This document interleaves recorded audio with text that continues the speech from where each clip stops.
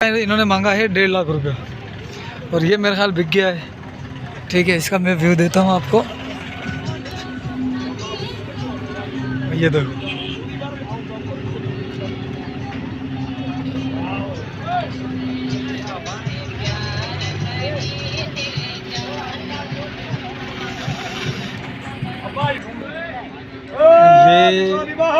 ये दोनों भी अच्छे गोश्त के अंदर है, अच्छी जान में है। अस्सलाम वालेकुम। खुश हो साईं, खैर है साईं। जोड़ी का क्या मांगा?